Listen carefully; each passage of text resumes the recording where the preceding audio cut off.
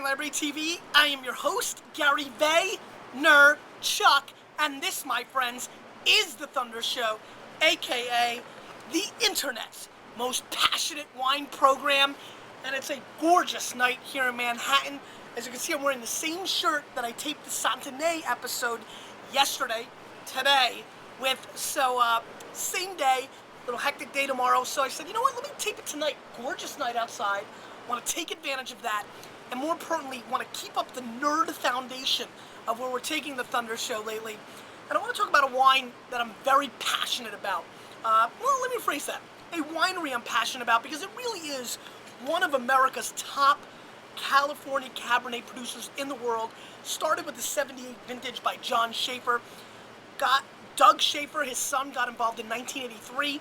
Hence, if you're wondering why Shafer's new Cabernet, because I know a lot of you know this wine, is called 1.5, it's because it's signifying the generational play that John and Doug have experienced with this wine, because it really isn't a two-generation play. It's 1.5 because Doug got involved so early on.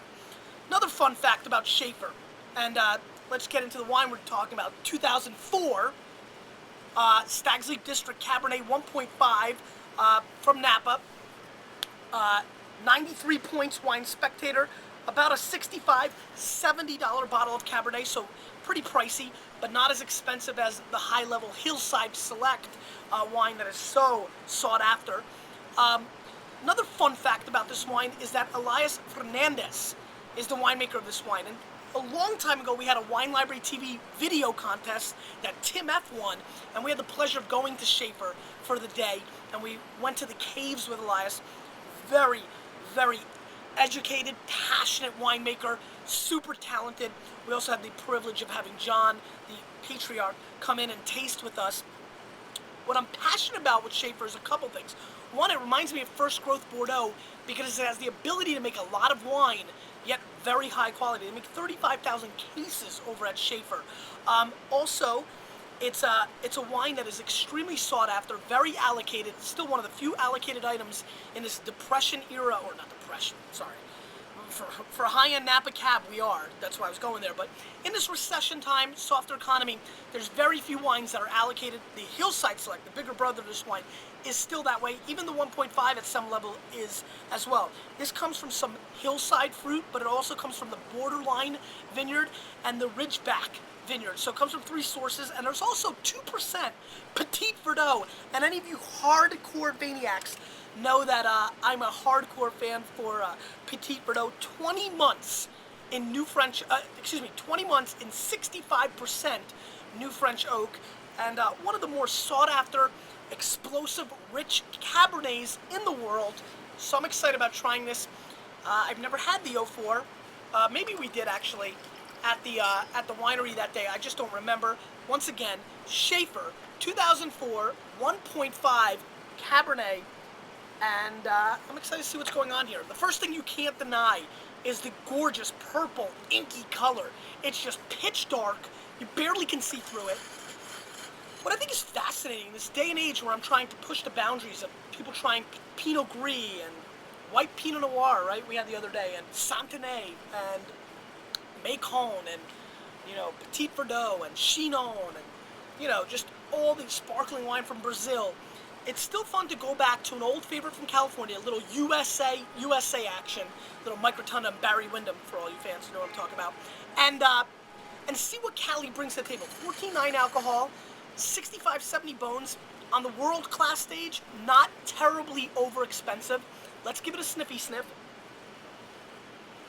And the first thing you're going to recognize is big red fruit, big Kirsch Cassis play, enormous intensity. I get a little minty kind of play here, a little beeswax, a little minty beeswax action on the nose. I don't know where I got that beeswax from, but it's coming through a little minty eucalyptus play, a little heightsy in its nose. Gorgeous nose, just really ripe cherry, big red fruit. Fruit bomby, yet conservative. Really interesting. It's kind of like a muscle-bound dude who doesn't wear the tightest shirt, so he looks like freakazoid, but just kind of wears a nice shirt. You can see his guns, that kind of play. Let's give it a whirl.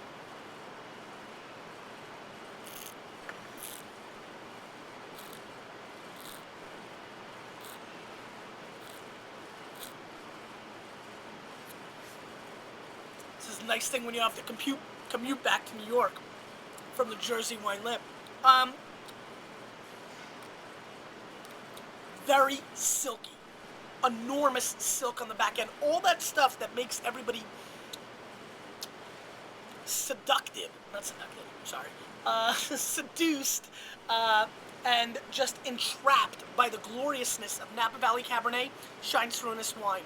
Very silky smooth, polished finish, almost like drinking pure paint. That's purple paint, and it's delicious. That refined elegance, that really bright, intense fruit that you rarely see from Bordeaux. That is definitely a telltale sign of California sunshine. It's really, you know, a Napa Cab doing its Napa Cab thing. You know, sometimes you don't want a circus to be a poetry reading. You know what I mean? And I think a lot of times there's some people that think poetry reading is the only experience, hence an old world Burgundy and Bordeaux play. No.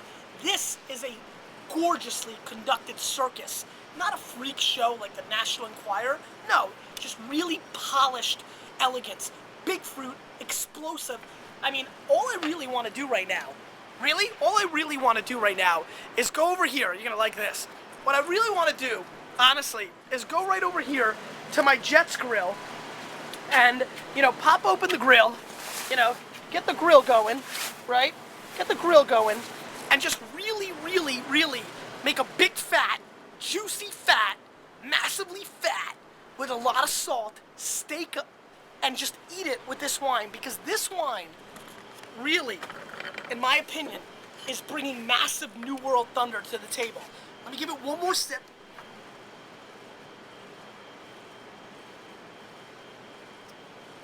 It's relaxing.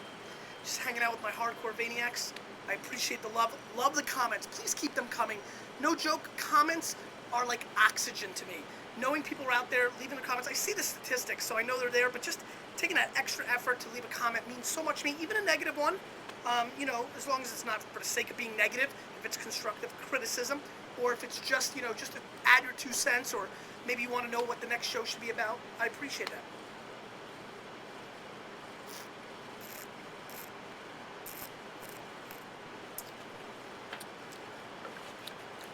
You can taste the gorgeous oak integration in this wine. It's not over the top. It's not, no oak monster. This is California Cabernet in a very good place. 04, a little bit, you know, a couple years to age a little bit. You know, the 06 is on the market now.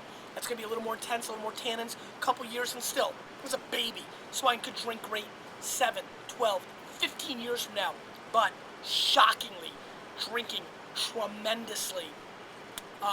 I like the almost like black leaf tea play on the back end, which is really subtle. I'm picking that up more and more in Cabernets. And just a beautiful, elegant bottle of Cabernet Sauvignon, which I like quite a bit. Wine Spectator 93. I'm going to match it. I think it's a 93-point effort. And if you can find the 04 in a restaurant, it's definitely worth picking up, because I had the 05 recently and I scored at 88 points. I just noticed that because I pulled this out of cellar, one of my little cellar, you know, cellars in Manhattan. But I pulled it out. I was like, wait a minute, didn't I just taste this? I don't want to do that on the show. But I had the 05 recently, looked at my notes, 88 pointers. So I'm much higher on the 04 vintage. I think this is spectacular. Great stuff, really elegant. And from somebody like me who grew up on California Cabernet and now takes it for granted, I don't want to do that. You know, it's kind of like freedom. You don't want to take it for granted. And that definitely is the case with really good California Cabernet. I think it gets dissed a little bit much, overlooked. I'm sorry, I just compared freedom to California Cabernet. I apologize. It's not a good job. But you know where I'm going with that, right? Your parents, your good friend, a solid job in this economy, your wife or husband.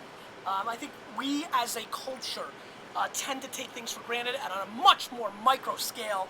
I've done that with California Cabernet. This is a really enjoyable drink, gravitating towards cooking a steak. Great stuff, 93 points. Question of the day. Reflect for a minute. Chill with me here on the porchy porch. What do you think, if you had to take a second now, scratch your head, sip a little of your wine while you're watching this, what do you think you take for granted? That's it. It'd be great to get a lot of answers. Hope you enjoy the show. I massively am enjoying the wine, and I wish you nothing but the best. You, with a little bit of me, we are changing the wine world. Yes, we are.